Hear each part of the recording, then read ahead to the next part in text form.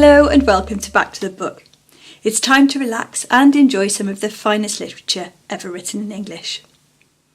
You join me today for another reading from Cranford by Elizabeth Gaskell. So if you're sitting comfortably, then I'll begin. Captain Brown called one day to thank Miss Jenkins for many little kindnesses, which I did not know until then that she had rendered. He had suddenly become like an old man. His deep bass voice had a quavering in it, his eyes looked dim, and the lines on his face were deep. He could not, speak cheerfully of his daughter's state, but he talked with manly, pious resignation, and not much. Twice over he said, "What Jessie has been to us, God only knows," and after the second time he got up hastily, shook hands all round without speaking, and left the room. That afternoon we perceived little groups in the streets, all listening with faces aghast to some tale or other. Miss Jenkins wondered what could be the matter, for some time before she took the undignified step of sending Jenny out to inquire. Jenny came back with a white face of terror. "Oh, ma'am! Oh, Miss Jenkins, ma'am! Captain Brown is killed by them nasty, cruel railroads!" And she burst into tears. She, along with many others, had experienced the poor captain's kindnesses. "How? Where? Where? Good God, Jenny, don't waste time in crying, but tell us something." Miss Matty rushed out into the street at once, and collared the man who was telling the tale. "Come in! Come to my sister at once! Miss Jenkins, the rector's daughter! Oh, man, say it is not true!" she cried, as she brought the affrighted Carter, sleeking down his hair, into the drawing-room, where he stood with his wet boots on the new carpet, and no one regarded it. "Please, mum, it is true, I seed it myself," and he shuddered at the recollection. "The captain was a-reading some new book as he was deep in, a-waiting for the down train, and there was a little lass as wanted to come to its mammy, and gave its sister the slip, and came toddling across the line, and he looked up sudden at the sound of the train coming, and seed the child, and he darted on the line and cotched it up, and his foot slipped, and the train came over him in no time. Oh, Lord, mum, it's quite true, and they've come over to tell his daughters. The child's safe, though, with only a bang on his shoulder as he threw it to his mammy. Poor captain would be glad of that, mum, would he not? God bless him." The great rough Carter puckered up his manly face and turned away to hide his tears. I turned to Miss Jenkins. She looked very ill, as if she were going to faint, and signed to me to open the window. "Matilda, bring me my bonnet. I must go to those girls. God pardon me if ever I have spoken contemptuously to the captain." Miss Jenkins arrayed herself to go out, telling Miss Matilda to give the man a glass of wine. While she was away, Miss Matty and I huddled over the fire, talking in a low and awestruck voice. I know we cried quietly all the time. Miss Jenkins came home in a silent mood, and we durst not ask her many questions. She told us that Miss Jessie had fainted, and that she and Miss Pole had had some difficulty in bringing her round, but that as soon as she recovered, she begged one of them to go and sit with her sister. "Miss Hoggins says she cannot live many days, and she shall be spared this shock," said Miss Jessie, shivering with feelings to which she dared not give way.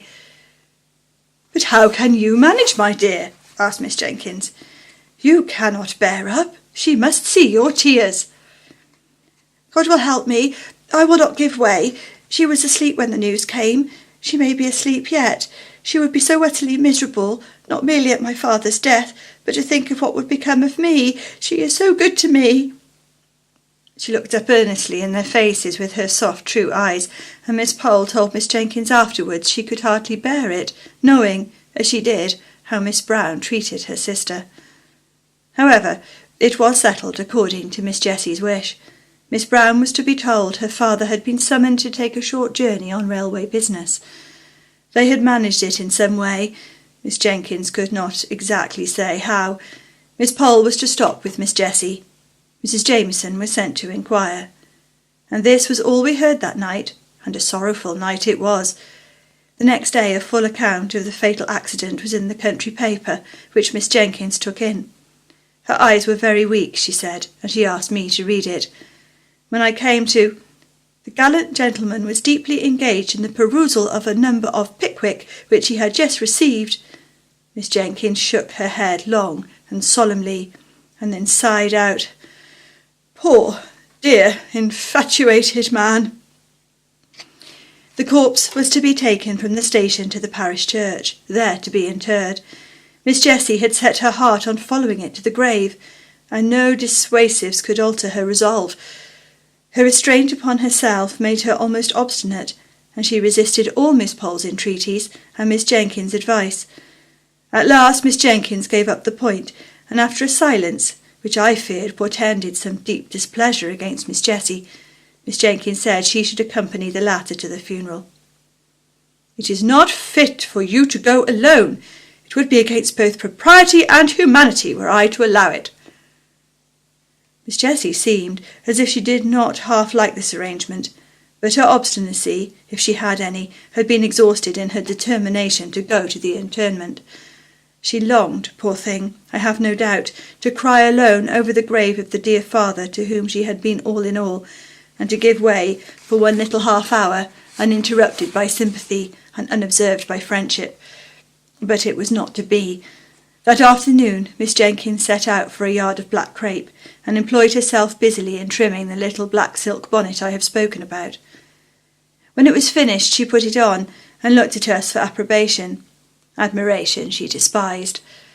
I was full of sorrow, but by one of those whimsical thoughts which come unbidden into our heads at times of deepest grief, I no sooner saw the bonnet than I was reminded of a helmet, and in that hybrid bonnet, half helmet, half jockey cap, did Miss Jenkins attend Captain Brown's funeral, and I believe supported Miss Jessie with a tender, indulgent firmness which was invaluable, allowing her to weep her passionate fill before they left.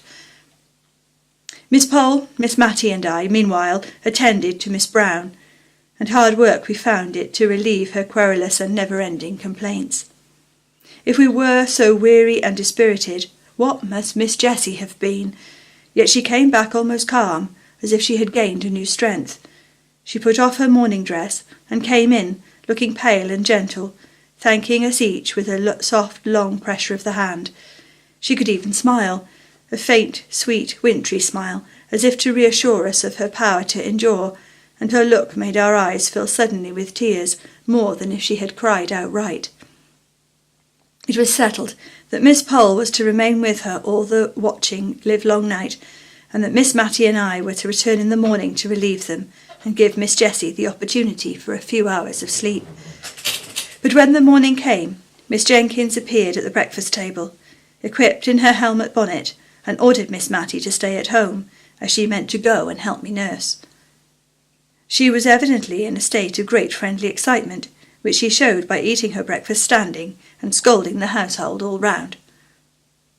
No nursing, no energetic, strong-minded woman could help Miss Brown now. There was that in the room as we entered, which was stronger than us all, and made us shrink into solemn, awestruck helplessness. Miss Brown was dying. We hardly knew her voice. It was so devoid of the complaining tone we had always associated with it.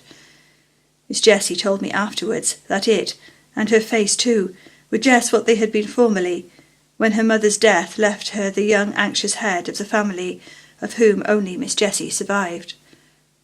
She was conscious of her sister's presence, though not, I think, of ours. We stood a little behind the curtain. Miss Jessie knelt with her face near her sister's in order to catch the last soft, awful whispers. "Oh, Jessie, Jessie, how selfish I have been! God forgive me for letting you sacrifice yourself for me as you did. I have so loved you, and yet I have thought only of myself. God forgive me." "Hush, love, hush," said Miss Jessie, sobbing. "My father, my dear, dear father, I will not complain now, if God will give me strength to be patient. But oh, Jessie, tell my father how I longed and yearned to see him at last, and to ask his forgiveness. He can never know now how I loved him. Oh, if I might but tell him before I die, what a life of sorrow his has been, and I have done so little to cheer him." A light came into Miss Jessie's face. "Would it comfort you, dearest, to think that he does know?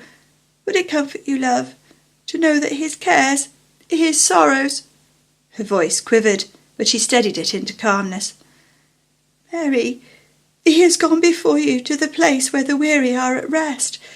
He knows now how you loved him." A strange look, which was not distress, came over Miss Brown's face. She did not speak for some time, but then we saw her lips form the words, rather than heard the sound. "Father, Mother, Harry, Archie," and then, as if a new idea throwing a filmy shadow over her darkening mind, "But you will be alone, Jessie." Miss Jessie had been feeling this all during the silence, I think, for the tears rolled down her cheeks like rain at these words, and she could not answer at first. Then she put her hands together tight and lifted them up, and said, but not to us, "Though he slay me, yet will I trust in him." In a few moments more, Miss Brown lay calm and still, never to sorrow or murmur more.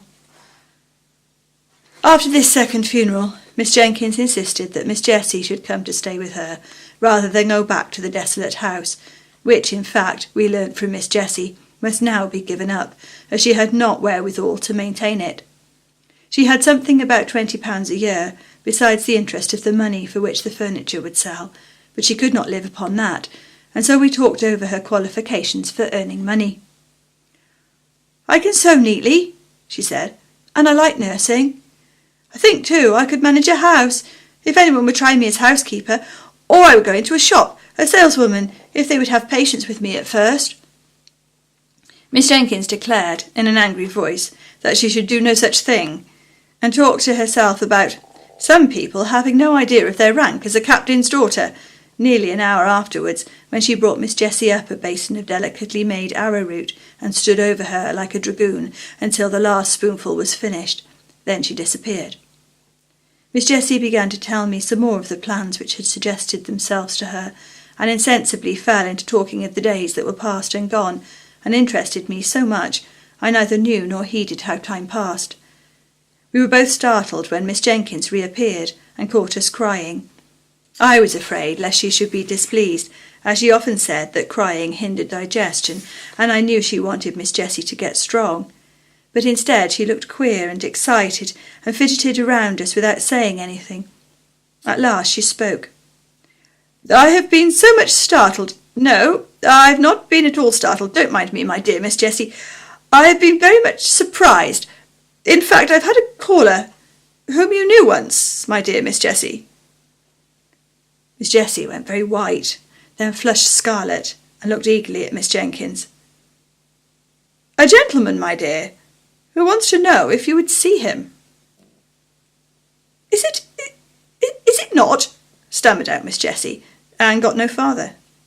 "This is his card," said Miss Jenkins, giving it to Miss Jessie, and while her head was bent over it, Miss Jenkins went through a series of winks and odd faces at me, and formed her lips into a long sentence, of which, of course, I could not understand a word. "May he come up?" asked Miss Jenkins at last. "Oh, yes, certainly," said Miss Jessie, as much as to say, "This is your house, you may show any visitor where you like." She took up some knitting of Miss Mattie's, and began to be very busy, though I could see how she trembled all over. Miss Jenkins rang the bell, and told the servant who answered it to show Major Gordon upstairs, and presently in walked a tall, fine, frank-looking man of 40 or upwards. He shook hands with Miss Jessie, but he could not see her eyes, she kept them so fixed on the ground. Miss Jenkins asked me if I would come and help her to tie up the preserves in the store-room, and though Miss Jessie plucked at my gown, and even looked up at me with begging eye, I durst not refuse to go where Miss Jenkins asked.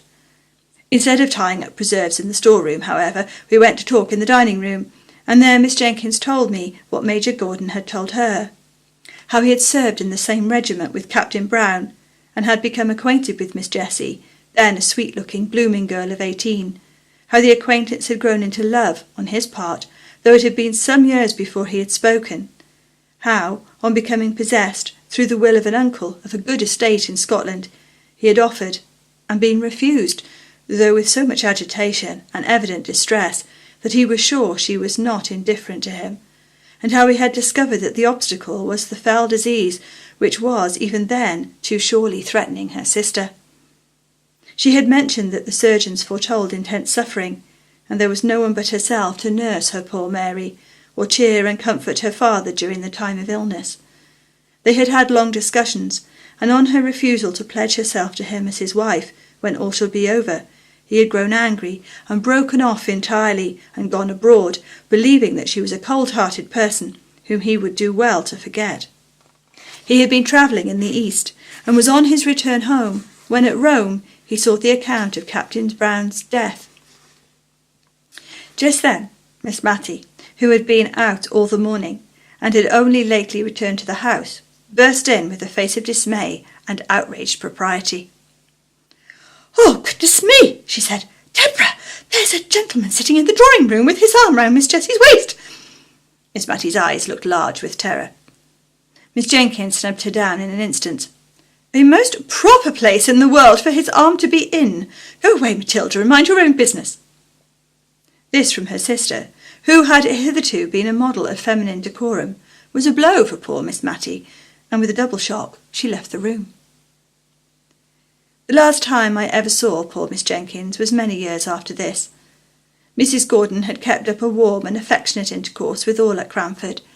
Miss Jenkins, Miss Matty, and Miss Pole had all been to visit her, and returned with wonderful accounts of her house, her husband, her dress, and her looks. For, with happiness, something of her early bloom returned. She had been a year or two younger than we had taken her for. Her eyes were always lovely, and, as Mrs. Gordon, her dimples were not out of place. At the time to which I have referred, when I last saw Miss Jenkins, that lady was old and feeble, and had lost something of her strong mind. Little Flora Gordon was staying with the Miss Jenkinses, and when I came in she was reading aloud to Miss Jenkins, who lay feeble and changed on the sofa. Flora put down the Rambler when I came in. "Ah," said Miss Jenkins, "you find me changed, my dear. I can't see as I used to do. If Flora were not here to read to me, I hardly know how I should get through the day. Did you ever read the Rambler? It's a wonderful book, wonderful, and the most improving reading for Flora, which I dare say it would have been if she could have read half the words without spelling and could have understood the meaning of a third. Better than that strange old book with a queer name. Poor Captain Brown was killed for reading. That book by Mr. Boz, you know, old Poz, when I was a girl. But that's a long time ago. I acted Lucy in old Poz." She babbled on long enough for Flora to get a good long spell at the Christmas Carol, which Miss Matty had left on the table. Thank you for listening. Do join me again next time to find out where the story goes next. I look forward to seeing you then. Goodbye.